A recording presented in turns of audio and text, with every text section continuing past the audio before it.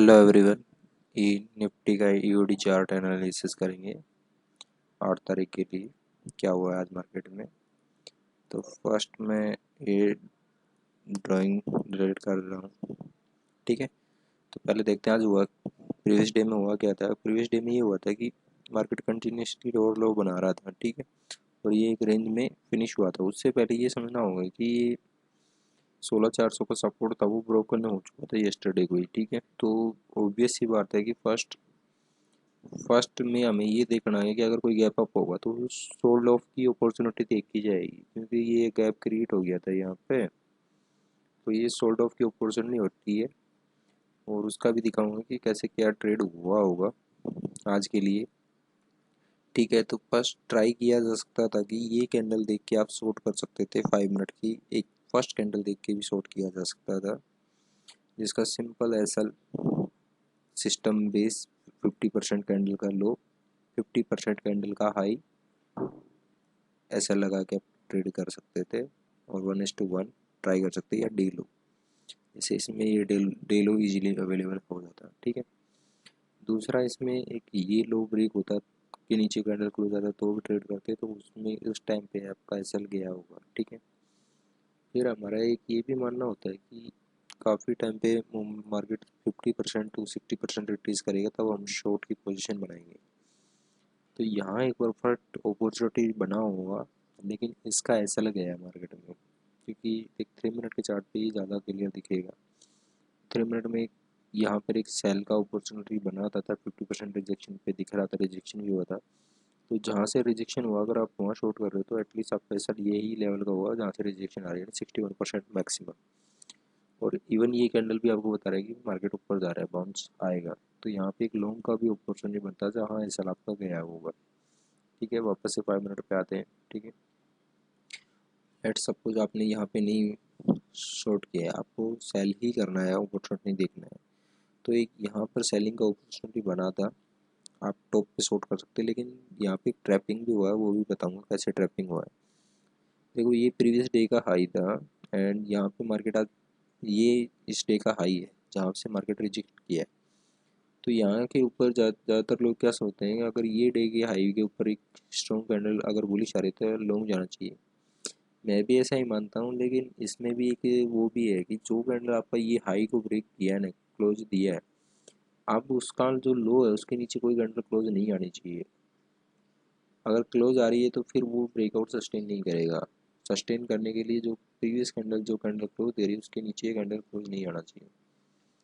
तो यहाँ पर इस लो को इनवैलिडेट कर दिया, तो आप शॉर्ट का पोजीशन बना सकते हैं, क्योंकि यहाँ एम पैटर्न बना हुआ होगा। और ये जो कैंडल का हाई है ये ऐसा लगा के आप ट्रेड कर सकते थे। ठीक है, एक तो यहाँ पे ट्रेड बनता था, अगर यहाँ ये ट्रेड बनता था, एक नेक्स्ट कैंडल के ट्रेड लेते तो। लेकिन इसमें देखो एसएल ज़्यादा हो रहा है, तो ठीक है। अगर आपको ये सिस्टम में, क्योंकि ऐसा नहीं होता है कि आपको पुल बैक का भी वेट करना पड़ता है, तो ज़रूरी नहीं है कि आपको ऐसा लगे छोटा लो, क्योंकि एक्सपेक्टेंसी तो हमारी डाउन की ही मोमेंटम होता है। तो ये 1:1 से भी ज़्यादा का ट्रेड हो सकता था। ठीक है, उसके बाद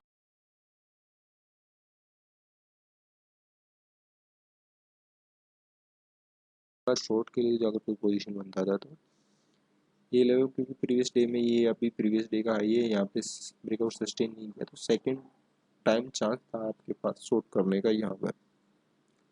और ये इसका मेरे ख्याल से 78% का रिजेक्शन आ रहा होगा, 78 या 61% के आसपास का रिजेक्शन जोन है।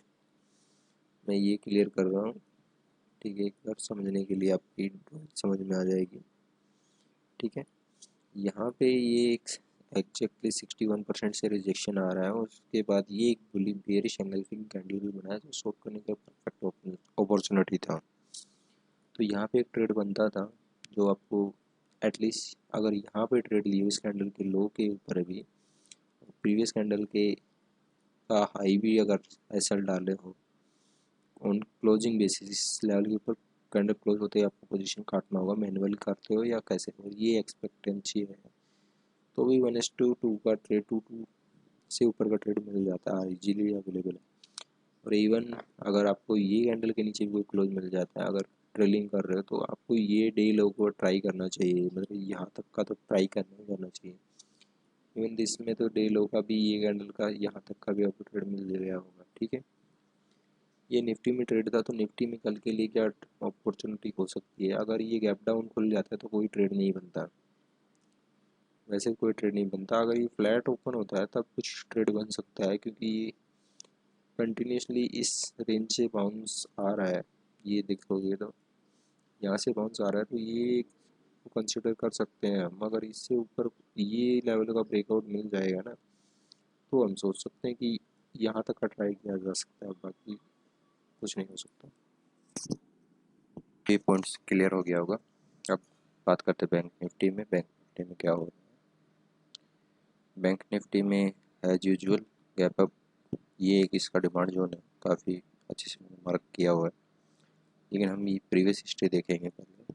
प्रीवियस में क्या हुआ था, ये एक हाई था कल के लिए, ये ब्रेक हो गया था, लेकिन इसमें दो तरीके से प्ले हो सकता था। एक तो यहाँ सपोर्ट पे बाइंग आया है देखो, और उसके बाद सेलिंग दिखा है तो शॉर्ट भी कर सकते थे, क्योंकि प्रीवियस डे में ये हाई के ऊपर ओपन हो रहा था, ठीक है। सेलिंग फर्स्ट 5 मिनट की कैंडल के बेस पे कर सकते थे। एंड अगर ये हाई इसके ऊपर बना है तो यहाँ 5 मिनट की कैंडल का पुल बैक पे आप बाई कर सकते थे। ये 100% पुल बैक है, यानी इस पे आपको सपोर्ट पे एम पैटर्न पर दिखेगा यहाँ पे, ठीक है। एक तो इस तरीके से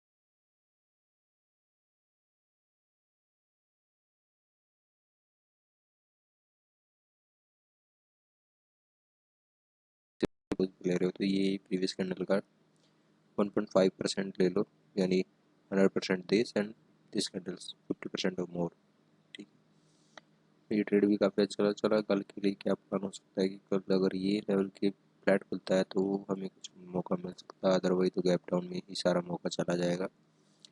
गैप अप ओपन होता है या फ्लैट ओपन होता है, बीच में कहीं ओपन होता है, तो ये लेवल का अपर साइड में ट्राई किया जा सकता है, ये लेवल डाउन साइड में ट्राई किया जा सकता है।